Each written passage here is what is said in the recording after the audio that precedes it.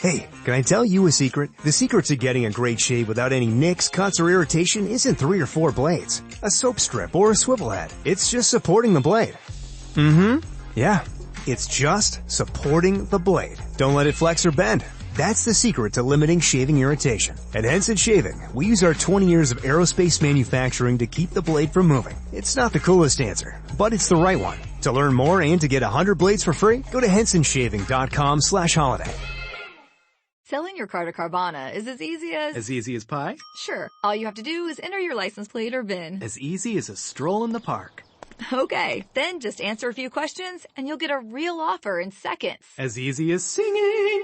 Why not? Schedule a pickup or drop off and Carvana will pay you that amount right on the spot. As easy as playing guitar.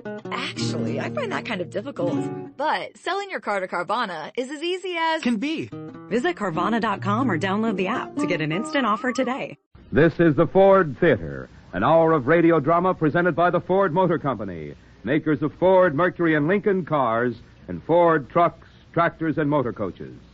Today's play, a Ford Theater original, Father, Dear Father.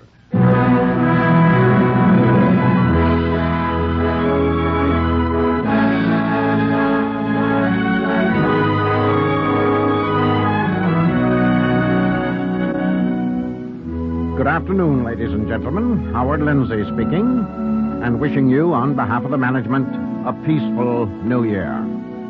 The management, that's a useful generality, meaning all of us here backstage. The management is grateful for your patronage during 1947 and hopeful that you will make a habit of attendance here on Sunday afternoons during 1948. Our resolution for the new year, to provide you with 52 excellent and various reasons for making the Ford Theater a weekly listening habit. We have chosen to wind up 1947 in a burst of innocent merriment entitled Father, Dear Father, by Therese Lewis and Irving Pincus. Father, Dear Father is the second play written especially for this radio theater during our first season, and we recommend it with confidence not only to the attention of listeners, but also to the consideration of motion picture producers on the lookout for new material. Radio has borrowed from the movies long enough. It's time radio started paying back its debt to the stage and screen. Here we think is a good start. Father, Dear Father.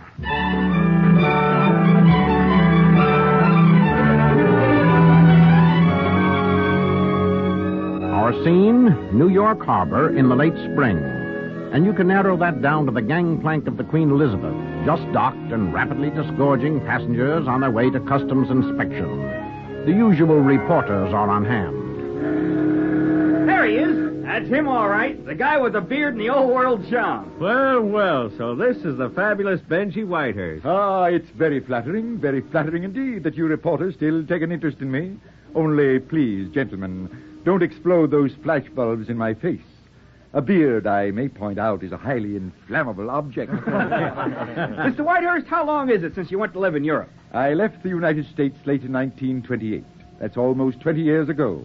But now I'm home, and home to stay. Whatever made you leave here in the first place, sir? Well, the New York of the 20s wasn't my dish at all. When I had to look through a peephole and whisper, "I'm a friend of Joe's," in order to get a bad martini, I knew it was time to use my passport. Oh, that was a sad day for every city desk in town. You were always great copy. Oh, come now. Haven't seen your wife in some time, have you? No, I haven't. Is it true you settled $1.5 million on her in the old days? The good old days, if I may correct you. What do you think of your daughter's engagement? My daughter's Why, I'm delighted. Absolutely delighted. You know how it is with most modern girls. Too many involvements, too few engagements. May we quote you, sir? Please do. But tell me, not that I mean to pry, but just whom is my daughter marrying? Ralph Brewster, Jr. He inherited the Brewster drugstore chain. Their engagement was announced last week at your place in Belden, Connecticut. The Belden house, eh? Well, glad to hear it's still in the family. What are your plans for the future, Mr. Whitehurst? Yes. Where are you going from here? Where did Enoch Arden go? Home, of course. Yeah, but when Enoch Arden got home, he found his wife married to some other guy. True, but as for my wife and me, neither of us have ever sought a divorce. So, gentlemen, my answer still holds. In me you see a man bound for Belden, Connecticut.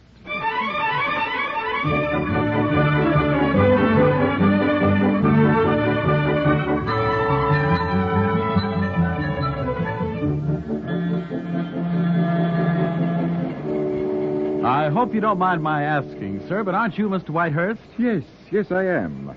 Now, how did you know that? Well, the beard, of course, and the Homburg hat. Oh. You always wore a Homburg when you went into town from Belden. From Belden? But you must have been an extremely small boy at the time. I was. By the way, my name's Drake. Scott Drake. My father used to run the drugstore. Oh, yes. Drake's Drugs. Is it still the thriving village center? Oh, far from it. The Brewster drug chain opened up across the street and grabbed off all our business. This Brewster, I take it, is the same one who's grabbed off my daughter. Yes. I read Dana was engaged to him. Oh, you know Dana. I used to. We were great friends as kids. Tell me about her. Oh, she was quite a direct sort of girl, curious about everything, a bit stubborn, very pretty. Hey, wait a minute. I just saw a picture of her here in this magazine. Mm-hmm. Here you are. Look. She's engaged. She's lovely. She uses Charmo. Well, my daughter does me proud. With or without Charmo, that's a very good face. But who is this with her? That's Ralph Brewster. He, I'm afraid, looks a little lacking in Charmo. Well, he must have something. Yeah, he'll need it.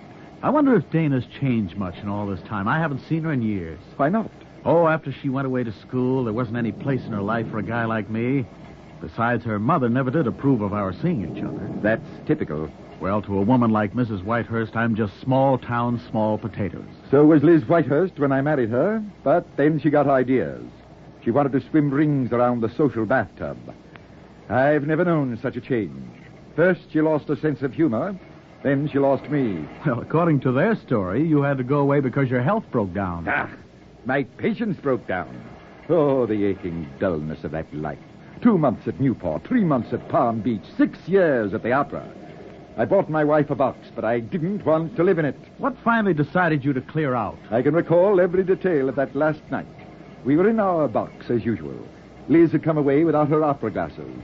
I went home to get them and took a boat for Europe instead. Actually, I haven't seen my wife since the first act of Aida.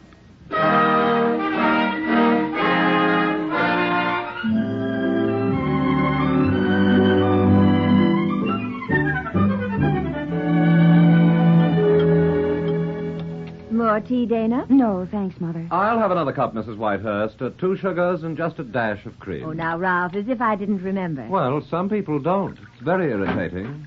New York is calling, Miss Dana, the Charmo Manufacturing Company. Shall I plug the phone in here? Yes, please, Andrew. Oh, I was afraid those people would keep pestering us once we posed for their advertisement. Personally, I don't hold with that type of publicity. Not even when the proceeds go to charity. Hello? Yes, isn't Miss Whitehurst? Oh, I see. Well, hold the line a moment. Mother, it's about my fee for the endorsement.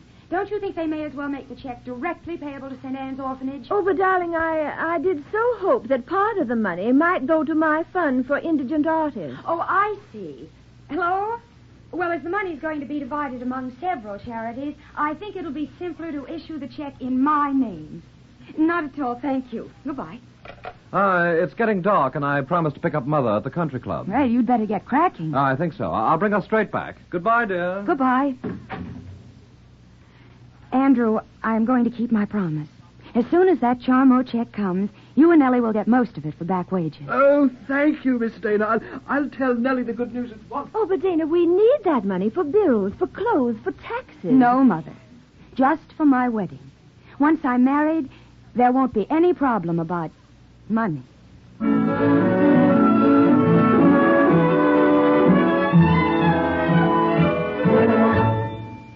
You know, Ralph, we really ought to make some sense about when we want to be married. Just what I've been thinking, dear. What's your opinion, Mother? Late August, my mind's made up to it. That's when I was married. Of course, I always say July's nice, too, Mrs. Brewster. Have you anything against August, Elizabeth? Oh, no, I love August. Please, sir, I must ask you to wait. Wait!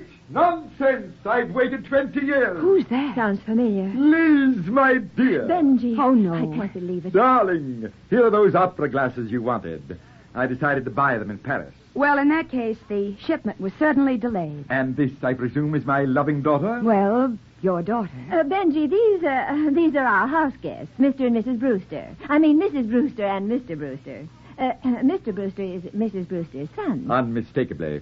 How do you do, Mrs. Brewster? Mr. Brewster. Ralph, to you, sir, since Dana and I are soon to be wed. Oh, yes, I just saw a very flattering photo of you. I must say you look quite fit, Mr. Whitehurst. And what did you expect, madam? A mere eggshell of a man? Well, considering your years of ill health... If this is ill health, I heartily recommend it. You must have found some miraculous new health spa. Oh, those European waters, what do they have in them? Mines, dear lady. They are still clearing them out. Benji, you planned this as a surprise, of course. Of course. Yes. Oh, Liz, it is good to see you. And you're still wearing the pearls I gave you. They were a peace offering, remember? Vividly. Oh, one night, when Liz was throwing a big party... Benji, let me tell it, dear. I borrowed an Armenian sword swallower from the circus, brought him home, dressed him up, and introduced him as a visiting Maharaja. Things went very well until the distinguished guest began to swallow all the cutlery. But I thought they could only swallow one knife at a sitting. Well, these were butter knives. Speaking of sword swallowers, young man, you're quite a point killer yourself. Now, Benji. Benji, did you cross by boat? Yes, from Naples. I flew there from Algeria, where I'd been visiting Akamuk Bey, Sultan of Batsi Almiro. Nice fellow, Harry. A sultan, did you say? And a magnificent host as well, Mrs. Brewster. You see, in addition to all Harry's servants, he's got 20 women to look after him. 20 women? How immoral. Why? He's married to them all. Well, really, sir. It occurs to me that you and Dana will probably be traveling on your honeymoon. You ought to look up Harry. Dana and I have planned our honeymoon to combine both business and pleasure. There are 22 Brewster drugstores in 22 cities. We plan to visit each and every one. Dana, my dear, how nice for you. Always to know there's an aspirin waiting. And now, if you'll excuse me, I'll just go and change for dinner.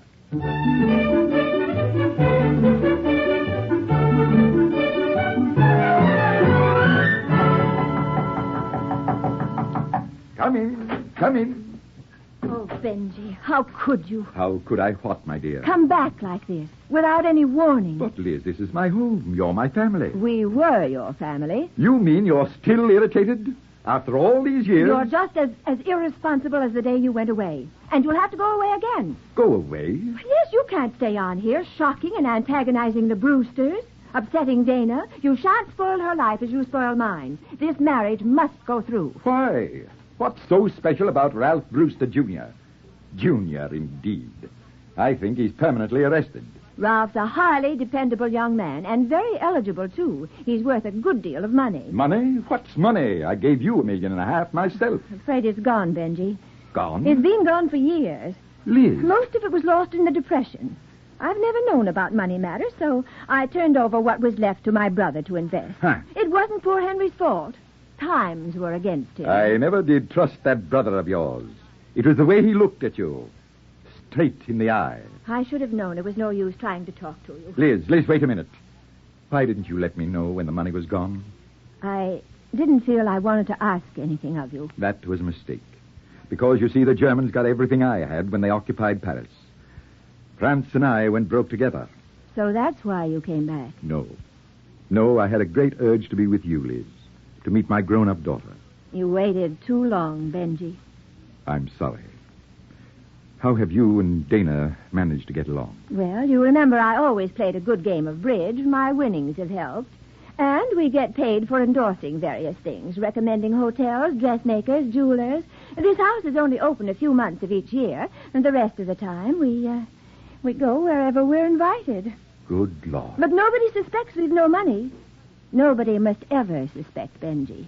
Mrs. Brewster, for instance, is terribly leery of fortune hunters. A lot of girls have wanted to marry Ralph for his money. What else? You're impossible. Now finish dressing and please go quietly. I'll make your excuses downstairs.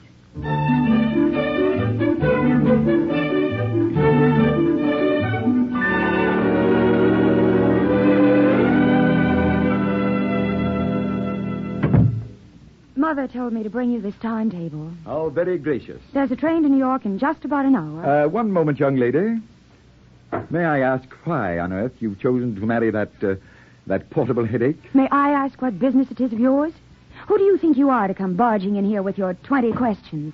When you walked out on us, you forfeited the right to walk back in. Well, That's telling me. And as for Ralph, at least when we're married, I can count on him to stick around when the going gets tough. At least my children will grow up with their father in the house. That's the usual procedure, I believe. But when I was a little girl, they used to tell me Daddy'd gone looking for Rip Van Winkle. I can't recall ever being so heartily disliked at such close range. Then move out of our range. That's all we ask. And it's certainly no problem for you. You've always taken such pride in being a rebel. Well, go and rebel somewhere else. You looked like your mother when I fell in love with her. And you talked like your mother when I left. Well. Shopping for a car? Yep, Carvana made financing a car as smooth as can be. Oh, yeah? I got pre-qualified instantly and had real terms personalized just for me. Doesn't get much smoother than that. Well, I got to browse thousands of car options on Carvana, all within my budget. Doesn't get much smoother than that. It does. I actually wanted a car that seemed out of my range, but I was able to add a cosigner and found my dream car. It doesn't get much... Oh, it gets smoother. It's getting delivered tomorrow. Visit Carvana.com or download the app to get pre-qualified today. Oh, you're impossible. You're ready, sir. The taxi's at the door. All right. You carry those bags. I'll take these. Yes, sir. It's just down this stairway. I know the house. I built it. Mrs. Whitehurst is in the drawing room with her guests, and as dinner is just about to be Say served... no more. I didn't expect a royal send-off. He's got to go straight into town for treatment. He was trying to put up such a brave front this afternoon, but I'm afraid Benji's begun to sail rather badly, and that's always such a sad sight. Sad sight, am I? Good evening. Oh, Benji. Well, I'm so sorry to hear about your condition, Mr. Whitehurst. I hope they'll be able to do something for you. Come now, good people. There's no need to distress or alarm yourselves. I've just had word of a new prescription. Typically American, I believe, and highly recommended. Oh, what are you taking? A powder, madam. I'm taking a powder.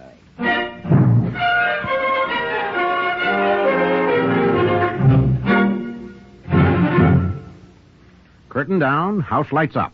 Smoking in the outer lobby only. We take leave of Benji, broke and on the beach at Belden, to call on Kenneth Banghart, who speaks in no uncertain terms for the Ford Motor Company. Ken? A few months ago, a group of experts began one of the most important research jobs ever done in the automobile industry. A firm of life insurance actuaries, men whose business is estimating the life expectancy of men and women for insurance companies, did the job. In the same manner that they determine the life expectancy of human beings, they set out to determine the life expectancy of the 5 largest selling makes of trucks in America.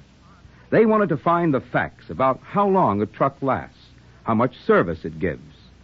This was the first time such a study had ever been made, and the study was based on facts, not guesses or claims.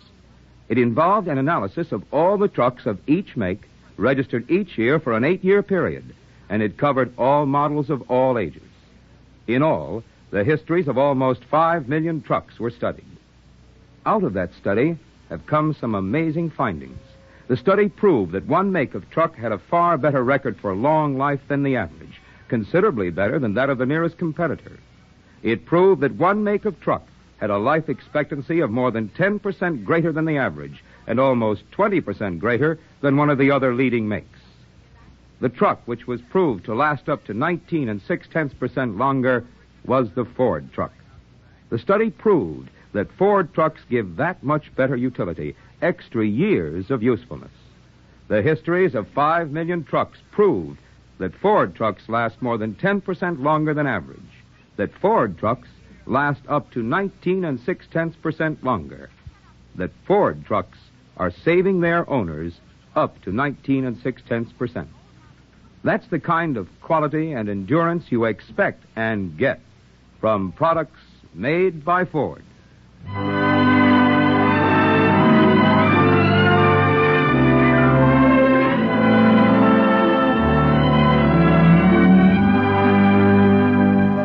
The second act of Father, Dear Father will be heard after a brief pause for station identification.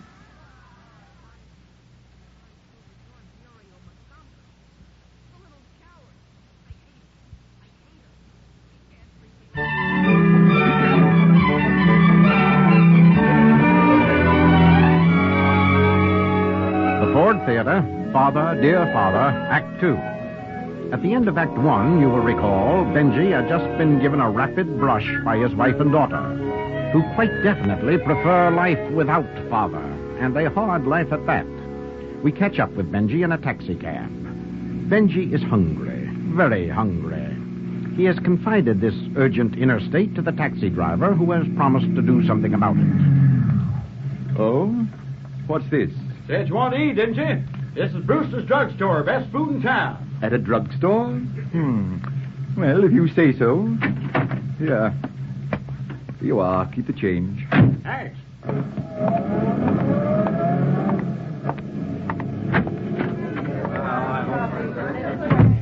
Where will I find the vacuum cleaner? Electrical supply department, 3 aisles over on your right. Bath towel? Linen department, 2nd aisle over. I think I'm in the wrong place. I'm looking for dinner. Dinner on your right, just past the phonograph department. Thank you. I want to take home a case of beer. Liquor department, rear of the store. This, I take it, is the dinner department? Just give me the order, Bud, and I'll take it. Well, have you any lamb chops? Only sandwiches, hot or cold, double or triple deckers, minced ham, tuna fish, grilled cheese, chicken. I'll have chicken, please. With or without dressing? Without. Double or triple decker? Is there a staggering difference? Look, chum, with a double decker, we take a piece of bread, put some chicken over the top, then another piece of bread, with lettuce, covered with another piece of bread. On the triple decker, we put the white meat over the first piece of bread, the dark meat over the second, the lettuce over the third, with some sliced tomatoes, and... Another piece of bread. Check. Just bring me some sliced chicken with the bread on the side. But that ain't a double decker. That ain't even a sandwich. And like I said, we only serve sandwiches. Hot or cold, double or triple. Minced ham, tuna fish, grilled cheese. I'll have some eggs. Over white or rye? Over my dead body.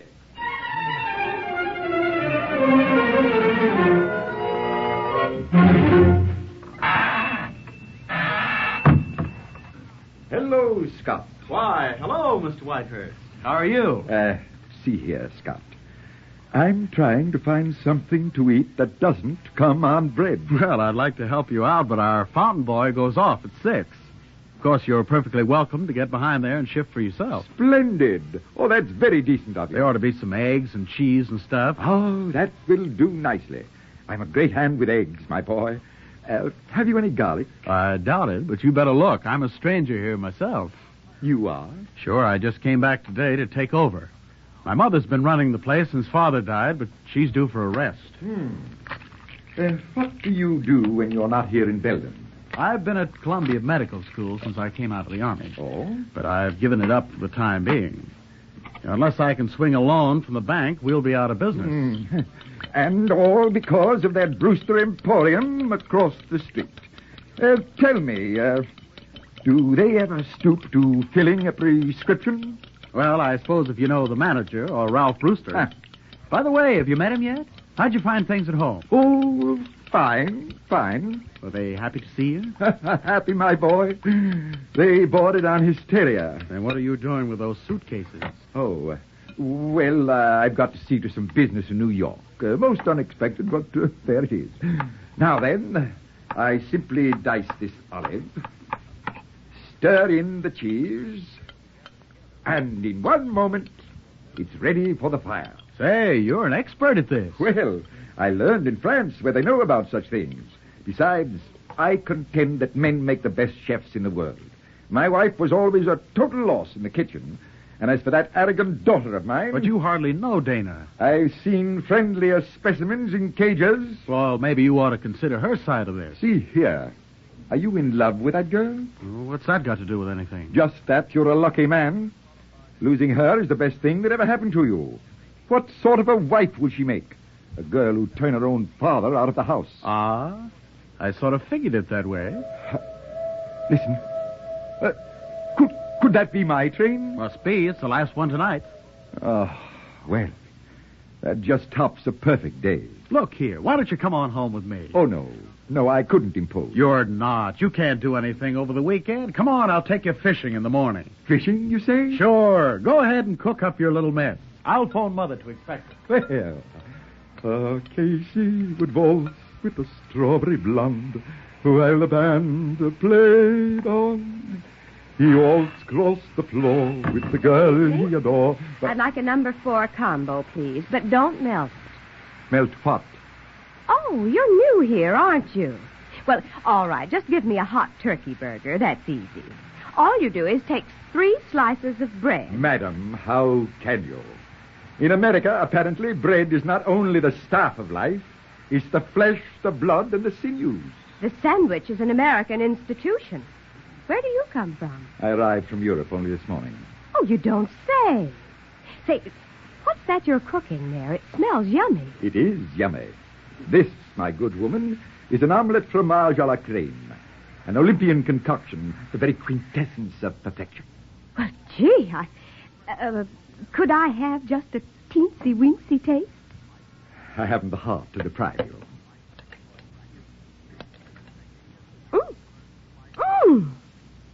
Oh, well, I never tasted anything so good in my life. Oh, my, this is wonderful. Madam, when you finished your teensy-weensy taste, may I please have the plate back? Oh, sorry to be late, Millie. Oh, sit right down, Blanche. Oh, I don't know what I feel like eating. Now, listen, you do as I say, Blanche. Order one of these omelets from Olympia, France. This gentleman's just arrived from there, and he's a real gourmet. Is that so? Oh, yours looks delicious. All right, I'll have the same. Only put mine between 3 slices of bread.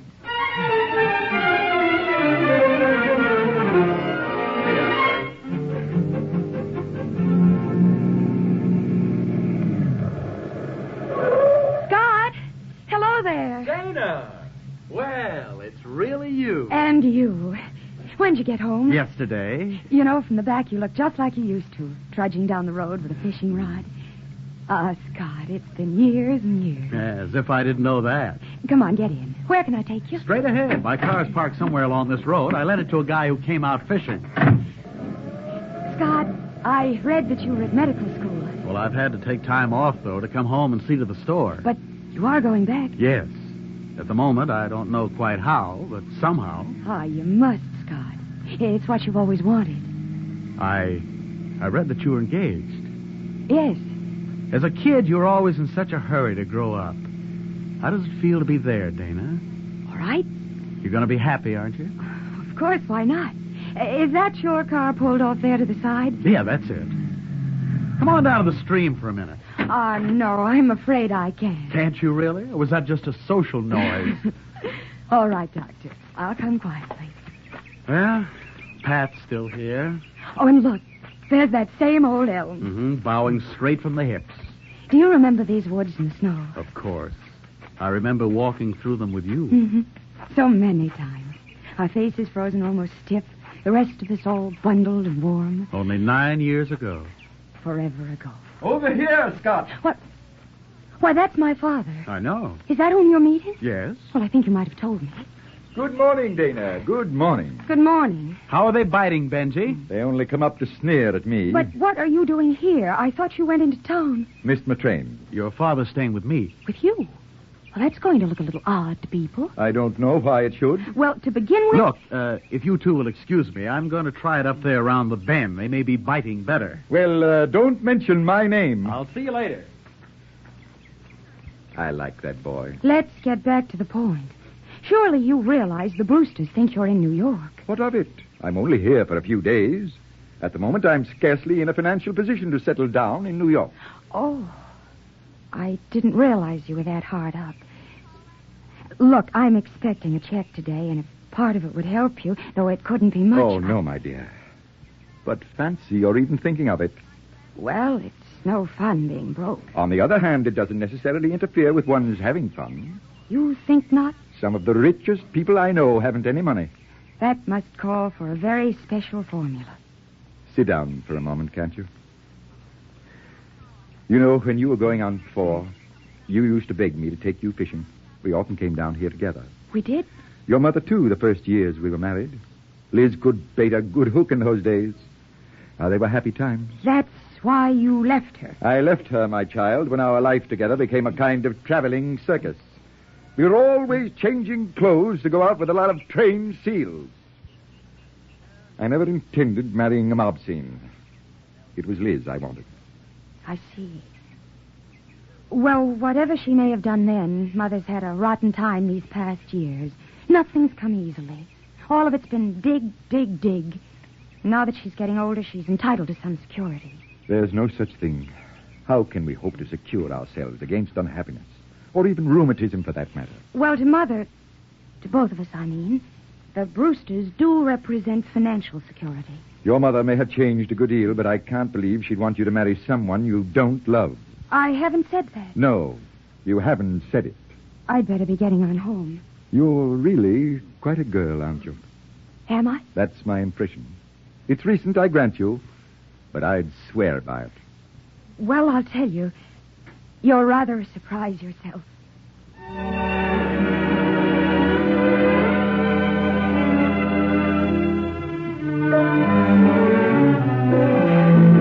Hello, it is Ryan, and we could all use an extra bright spot in our day, couldn't we? Just to make up for things like sitting in traffic, doing the dishes, counting your steps, you know, all the mundane stuff. That is why I'm such a big fan of Chumba Casino. Chumba Casino has all your favorite social casino-style games that you can play for free anytime, anywhere with daily bonuses. That should brighten your day a little. Actually, a lot. So sign up now at ChumbaCasino.com. That's ChumbaCasino.com. No purchase necessary. VGW Group. Void where prohibited by law. See terms and conditions. 18+. With the Lucky Land Slots, you can get lucky just about anywhere. This is your captain speaking. We've got clear runway and the weather's fine, but we're just going to circle up here a while and get lucky. No, nothing like that. It's just these cash prizes add up quick. So I suggest you sit back, keep your tray table upright, and start getting lucky. Play for free at LuckyLandSlots.com. Are you feeling lucky? No purchase necessary. Void where prohibited by law. 18+ terms and conditions apply. See website for details.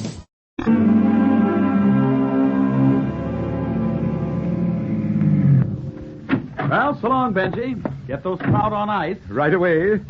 When will you be back at the store? In a little while. Girls, that's him just out of the car. Oh, here he is.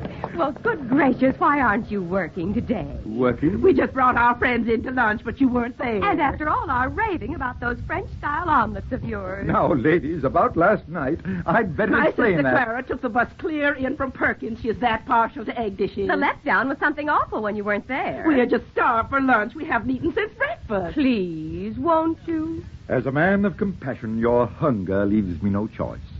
After you, ladies. Luncheon awaits.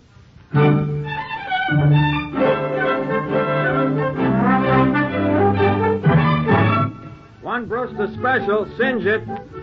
Okay, miss, what's yours? I'll have a fine herb omelet a la Francais. Huh? What kind of sandwich do you want? Hot or cold, double or triple, minced ham, grilled cheese, toasted Brewster burger? Brewster burger? Oh, no wonder I'm in the wrong store. Drake's is the place to be.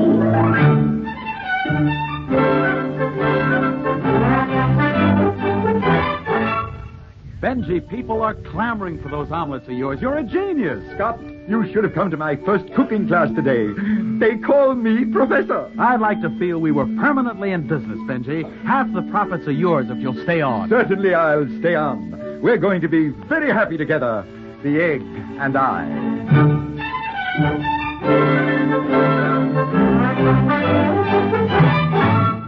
The plain fact, Mr. Brewster, is that we're losing all our food business to Drake. But why, Jones? They've brought in some fancy European chef. Nobody eats sandwiches anymore. Only omelets. Then hire a man who makes omelets. I did, Mr. Brewster, but he could only make westerns. Grave matter, Jones. I'll have to take steps.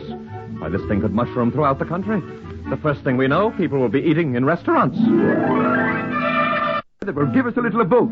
In Paris, in Rome, in Istanbul, people take their meals at colorful outdoor places. Well, we'll simply set up some tables on the pavement outside. You and I, my boy, will transport the Sidewalk Cafe to Belden.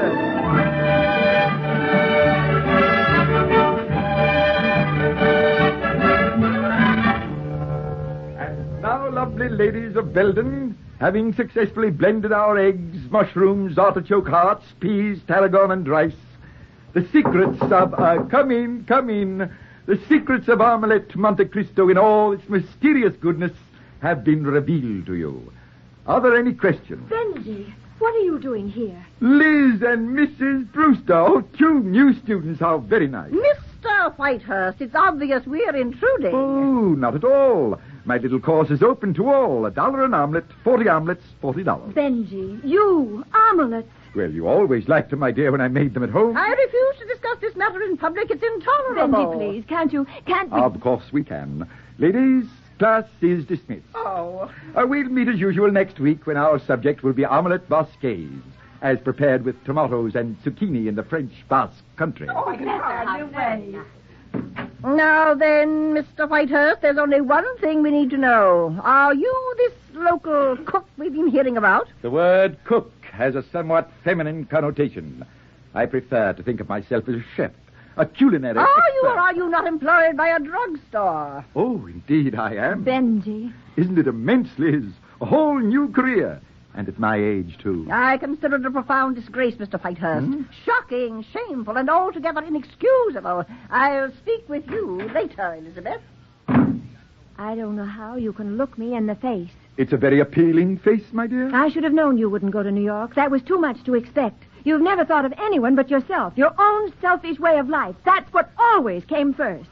And now Dana must pay the price for having you as her father. What's Dana got to do with this? Don't you see that you're working in such a menial capacity can only mean that we haven't any money? But that's right, we haven't. Oh, if you only knew how we've struggled to keep that from the Brewsters.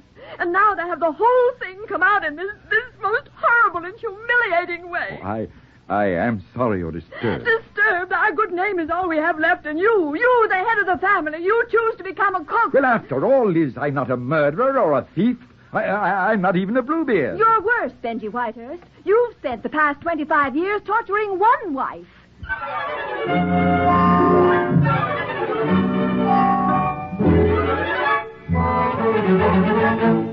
And I came straight to your office to tell you. But, Mother, you must be mistaken. I am never mistaken, Ralph. The man is working as a common cook at that place across the street. At Drake's? Good Lord, and our manager's been trying to hire him away. Oh, I shudder to think of the notoriety if this thing becomes public knowledge. We can't let that happen. Yes, Mr. Brewster? Get me my attorney on the wire. Right away, Mr. Brewster. Oh, just think of it, my future father-in-law, a short-order man in a drugstore. Benjamin Whitehurst must go away, far away. Definitely. It was bad enough to have him cut in on the business, but now he's endangering our family position. You must bring pressure to bear on Dana. I intend to. If her father is given to these appalling adolescent pranks, I don't foresee a very happy future. Hello, Leonard. About that Drake drugstore matter. You told me this morning you'd checked all possible violations. Well, recheck them. You've got to find something and find it quick. If I have to hire 10 new attorneys, I'll close that restaurant.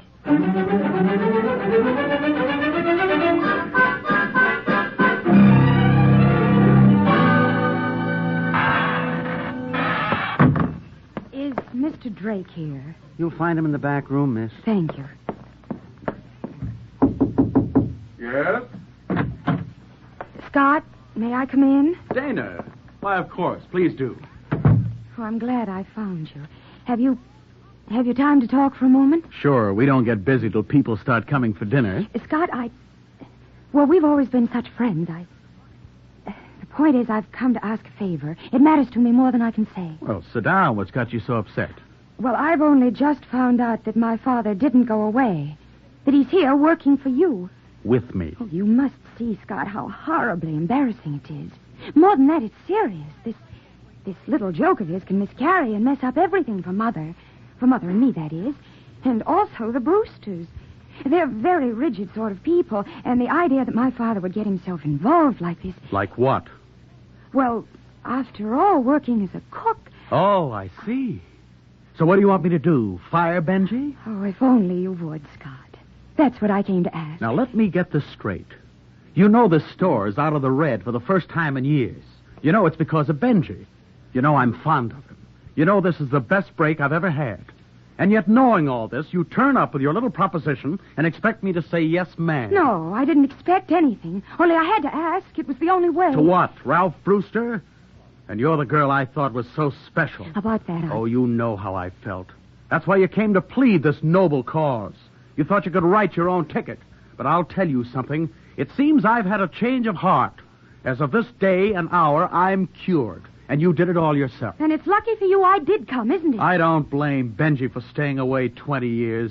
But now he's back and minding his own business. Can't you leave him alone? Or have you turned into such a snob that you're trading your own father for Brewster's millions?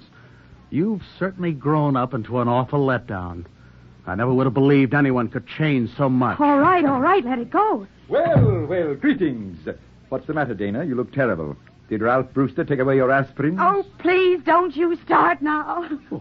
Dana, I'm sorry. What is it? It's your fault, all your fault. Well, what have I done now? Benji, I had to see you out. Well, Dana. I'll be all right, Mother. Just let me alone. Benji, you've been upsetting the child. No, Mrs. Whitehurst, I have. I'd better clear out. Well, I must say, Benji, I realize I've been behaving like a fool. I want you to come back home. Come and stay in the house where you belong. You mean it? You'd really like that? I would, Benji, for many reasons. And we'll manage somehow. Of course we will, my dear. The important thing now is Dana's marriage. And if you're at home, well, we can keep an eye on you. So, that's it. Well, it's so ridiculous, this job of yours, that's what made all the trouble. But with Dana married, you won't have to work. Ralph Brewster will provide an allowance, is that it? Well, certainly something can be worked out. Not on your life. I've been doing pretty well on my own, Liz. This is my job, and I'm sticking with it. If you do, Benji, I've made up my mind to close the house and go to Reno. What for? Why, to get a divorce. A divorce? But, my dear, we've been married 27 years. And only lived 6 of them together. Dana, talk to your mother. Help me. We can't let her do this. Mother, really? You Benjamin C. Whitehurst? I am. You're in charge of that restaurant outside? I am. Okay. I got a warrant for your arrest. My arrest? For what? Violation of Ordinance 93, aiding and abetting conspiracy against the government of this village.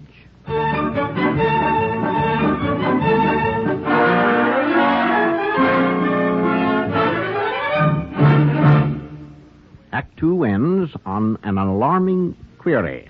What's subversive about an outdoor omelet? A word about the authors of Benji's Troubles. Therese Lewis, much better known as Terry Lewis, or as Mrs. Hubble Robinson, Jr., is a Cincinnati girl who came to New York to write for the magazines, did so with considerable success, then moved over to broadcasting and became an executive of one of radio's largest producing organizations. She wrote and edited the Helen Hayes Theater and has been the author of 3 screenplays. Irving Pincus, Terry's collaborator, is a native New Yorker, an Air Corps veteran, a playwright, and soon to be a Broadway producer with a play in production for spring.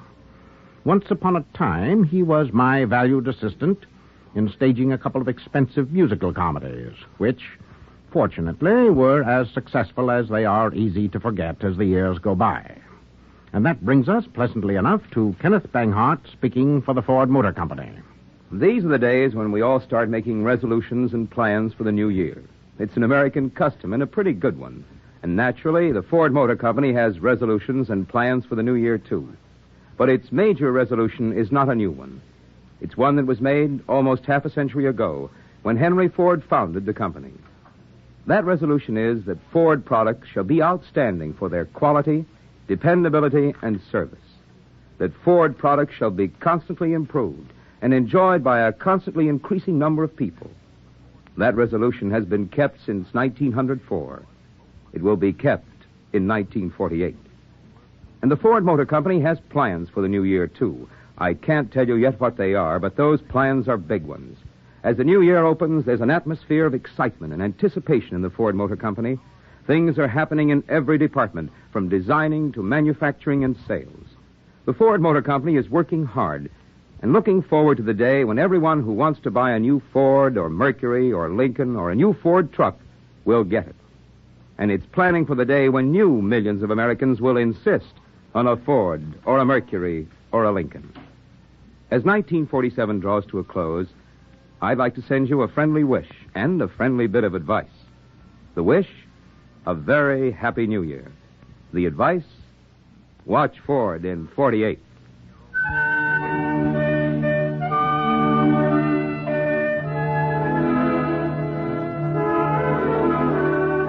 Father, dear Father, come home to us now. We left Father in the clutches of the law, charged with abetting conspiracy against the government of Belden, Connecticut. We returned to Belden on the following day in the morning. Scene, the dining room of the Whitehurst residence. Good morning, Mother. Is there anything about last night in the paper? Not a word. But there has to be some explanation. I've never heard such a ludicrous charge. Conspiring against the village government. What's that mean? We'll find out after breakfast. Oh, poor Benji. Mother, you look like a blueprint for a nervous breakdown. Didn't you sleep? Well, Ditto. of course, you could phone Scott Drake. He'd know why they're holding Benji. Yes, I thought of that, but I just can't, Mother. Besides, he wouldn't want to talk to me. Maybe he's got something there. Morning, Dana, Mrs. Whitehurst. It's turned up a fine sunny day. Andrew? Could you tone down the volume a little? Oh, that's right. Mother's still sleeping. Yes, Mr. Brewster. Orange juice, Andrew. Cereal, toast, bacon, an omelet, Andrew. This is one morning I can enjoy an omelet. Very good, sir. What makes you so rosy today? Good news. It may interest you to hear that your father spent the night in jail. We know that, Ralph. You do? Well, I hope you realize what it means. There'll be no more of Mr. Whitehurst's nonsense, at least not in this village. But what's Benji done, Ralph? Do you know? Oh, it's a rather tricky little charge, but my legal experts assure me it'll hold. Your legal experts? As a matter of fact, your father's up before the judge this very minute. Already, but it's only 9 o'clock. Well, as your justice of the peace hears cases in his grocery store, he gets them out before the rush hour. Dana, I'm going down there. Do you want to come? Later. You go ahead. Yes, I think I'd better. Ralph, what did you mean about your legal expert? I'm a man of my word. I told you I'd put an end to that man's nuisance value. You had my father sent to jail. Why, you little drugstore dictator. But, Dana, you wanted him out of the way. You said so. Not in jail. That's going too far. Even I see that, and my ethics certainly leave a lot to be desired. Now, dear, you've been under a terrific strain, but in a few weeks we'll be married and No, Daniel... Ralph. It's no good. You and I are no good as a combination. I don't love you. I don't think I even like you very much. Well, that's a fine thing to say. Yes, it is a fine thing to say, because I'm being honest for a change. It's a nice feeling. I can do with it. Let's hope it grows. No, don't get hysterical. Do you want Mother to hear you? She'll have to hear it sometime. The fact is, Ralph, you're well out of this. You see, we haven't a cent in the world. I was marrying you for one thing only, your money. But the deal is off. I've decided not to sell.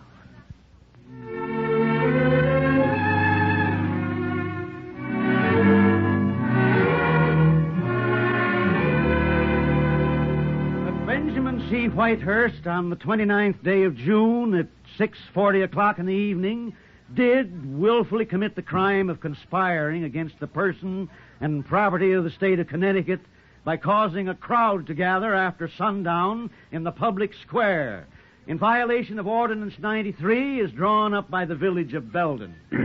You've heard the charge, Mr. Whitehurst? Yes, Your Honor. And it's a beauty. No, I don't want any comment from you people. Hey, get on up front, Joe, and tend to the customers. Mrs. Bayfield's waiting to pick up her broilers. Okay.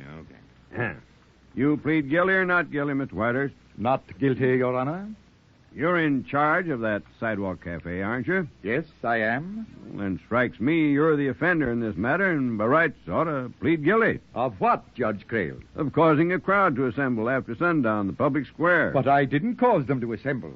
They came of their own free will. Because you set out tables for them to eat at. Is there a law against setting out tables? Well, there's this old ordinance none of us ever heard of till some city lawyer dug it up. And seems it's been on the books since 1768. 1768? Yep, dates back to before the Revolution. And so does the punishment they figured out for the offenders. But I tell you, if you act reasonable and plead guilty, like as not, I'd suspend sentence. On condition you stop serving people on the outside. But where's the harm in that, Your Honor? Oh, now, don't go taking a big stand, Mr. Whitehurst, or you'll regret it.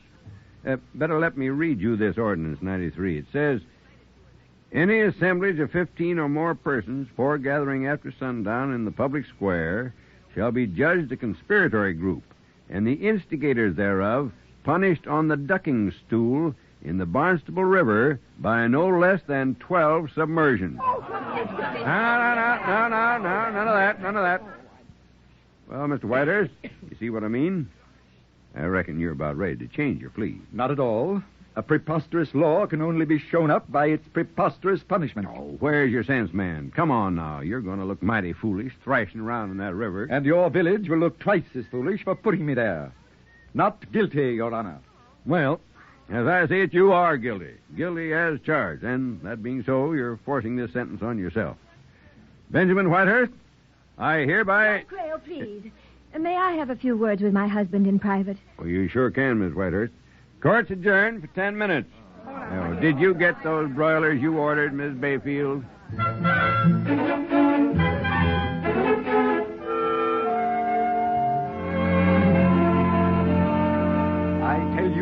law is an early American antique. It should have been repealed 150 years ago. Well, let someone else put it to the test.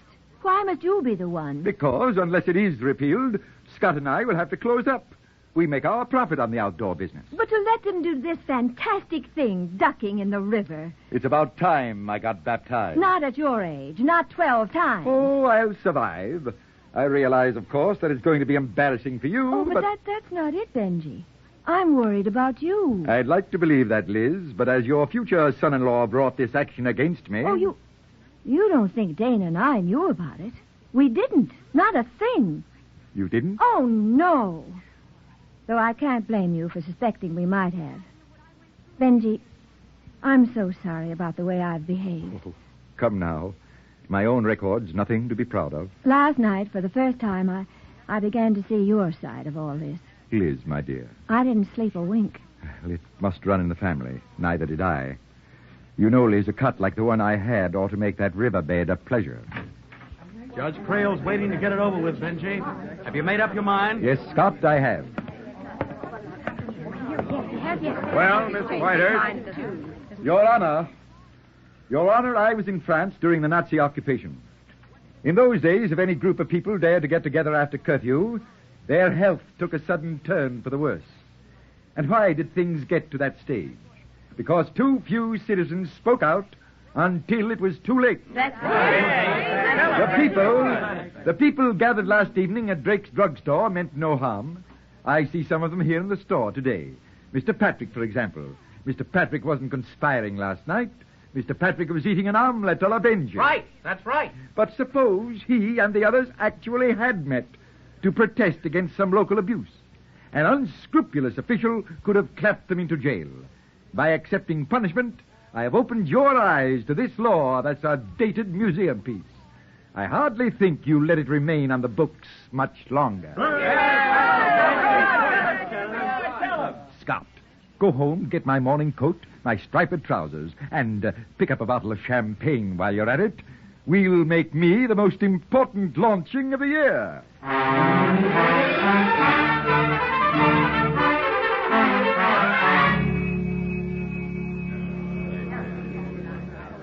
Mother, look at that thing. So that's a ducking stool. Sort of like a seesaw. Oh, dear, it hardly looks safe. And that river. Brrr. Somehow Father seems a little old for these water games. Mrs. Whitehurst, I came as fast as I could. Scott, did you get those petitions to the mayor? To his secretary. She promised they'd go right into him. Fine, I'll go tell the others. They've all worked so hard. Dana, about last night, I shouldn't have laced into you like that. You meant what you said, didn't you? Well, yes, I did. But I got a little carried away in saying it. You were right. Dead right. Here comes Father now. And the chief of police. All right, Mr. Whitehurst, this is it. Well, an ovation. Isn't that nice, Chief? Oh, there's my wife and the mother-in-law, too, so help. Quite a turnout. Oh, I see the students of my cooking class are here in the body. Good afternoon, ladies. Hello, Professor. Hello, Liz. Dana. Hello, Father. I brought you these blankets. You've got to bundle up in them just as soon as you come out. And I've got a bottle of brandy, Father. Splendid, splendid. After that water, I'll need a chaser. Come on, Mr. Whitehurst. Let's get this crazy stunt done with. I guess we'd all better roll up our pants. Certainly not. I've been especially pressed for this occasion. I wish I'd thought to bring my hip boots. Oh. Is the river cold? Oh. Well, I'd never confuse it with the Mediterranean. Wow! Oh, that's mighty cold water. Mr. Whitehurst, you're a gol-darned old nuisance. I hate to give you all this trouble, Chief. Couldn't I just scuttle myself? Sure wish you could. Go on, get it over with, you brute. Ready with a rope, Jim. 1, 2, 3, pull. Okay, let her go.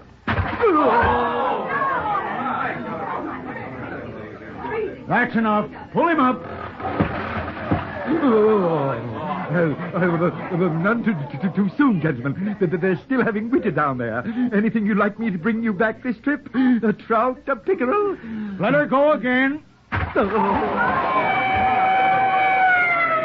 Now what? Who do you suppose that is? Well, look who dear, it's the mayor. Late as usual. Please, come now. My friends, your petitions have been received and duly noted. But I'm afraid the law must take its course. Furthermore, I've been advised that Mr. Whitehurst practically begged to be sentenced. Herbert! Why, Effie, what are you doing here? Herbert, what's happening in this river is a disgrace to your administration. Leaving that silly old law in effect. You ought to be ashamed. He won't get my vote again. Effie, we'll discuss this at home. Why aren't you there now? We're having guests for dinner. There is no dinner. The cook's here, too. And here we stay. What? Let me explain, Mr. Mayor. As president of the Ladies' Auxiliary Society of Greater Belden, representing 7 leading civic groups, I tell you that unless this punishment is halted at once, unless this outmoded law is repealed, half the women of Belden will challenge it in the square tonight. Now, wait a minute. If it's illegal for Mr. Whitehurst to gather a few dozen people in the public square, then be prepared to arrest hundreds of us. Because we're parading there in a body. We'll line up in front of Drake's, waiting for your chief of police, and we'll wait it out till morning. Curfew shall not ring tonight. Be reasonable, I beg you. After all, I'm no tyrant. This is mass hysteria. Come along, Effie. Certainly not, Herbert. Not until you do as we say. Mayor, do get Benjamin out of that water. Ladies, join ranks. We march on Belden. Wait, everybody. Chief Larkin? Yes, Mayor. Take Mr. Whitehurst off that stool. Why, the poor man might catch his death of cold.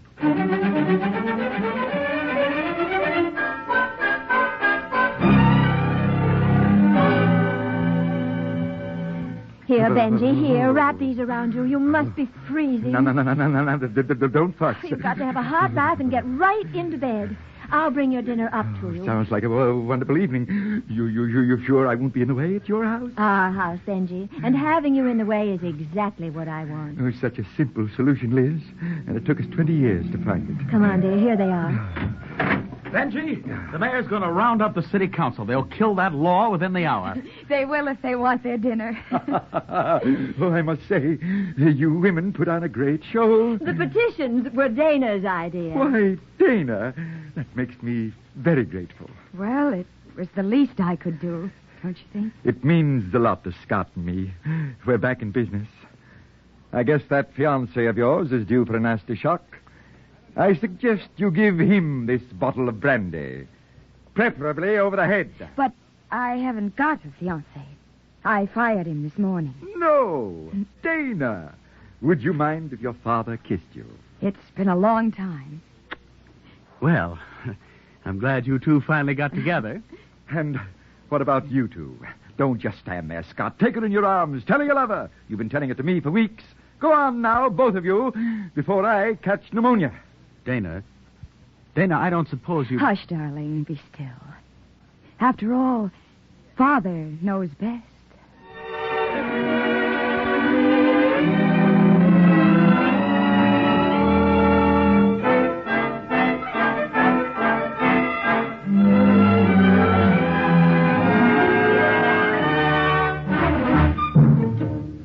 And so they lived happily ever after. Or until Benji got homesick for Paris. Something tells me Father wasn't built to stay put. Father was played this afternoon by Ed Jerome, well-known Broadway and radio character actor. Mr. Jerome has appeared recently on the New York stage in Deep Are the Roots and Eastward in Eden. His most recent motion picture was The House on 92nd Street. Next week, we begin the new year and a new selection of widely varied plays with an Ellery Queen mystery drama called The Adventure of the Bad Boy. Arsenic is involved, and rabbits. Also, a magician, a fiddler, a deadly Hassenpfeffer, and a sorcerer's apprentice. Plus, of course, the elegant Ellery, his hard-boiled father, Inspector Queen, and Sergeant Veely, who doesn't care for rabbits. The ungrammatical question, who done it? To which, in closing, we all add, Happy New Year. Father, Dear Father was written especially for the Ford Theater by Therese Lewis and Irving Pincus. edited by Howard Teitman with continuity by George Faulkner. The musical score was written and conducted by Lynn Murray. The entire production was under the direction of George Zachary. Also appearing with Mr. Jerome were Bill Adams, Frank Behrens, Margaret Berlin, Alan Hewitt, Elsie Hitz, Fran Lafferty, Joe Latham, Helen Lewis, Charles Mendick, Daniel Ocko, Bert Parks, Gladys Thornton, and Evelyn Varden.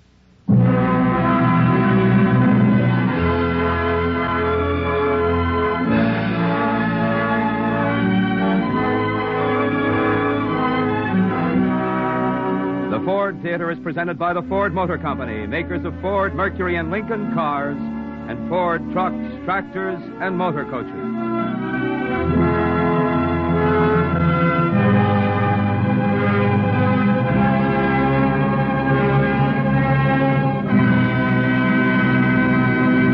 This is NBC, the National Broadcasting Company.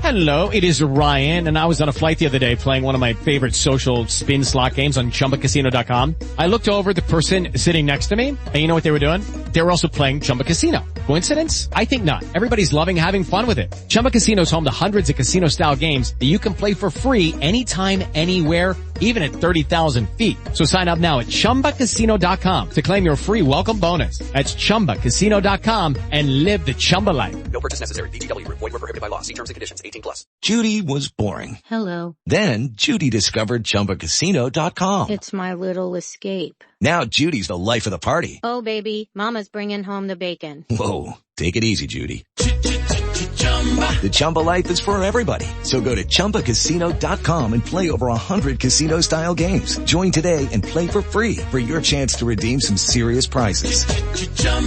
ChumbaCasino.com. No purchase necessary. Void where prohibited by law. 18+. Terms and conditions apply. See website for details.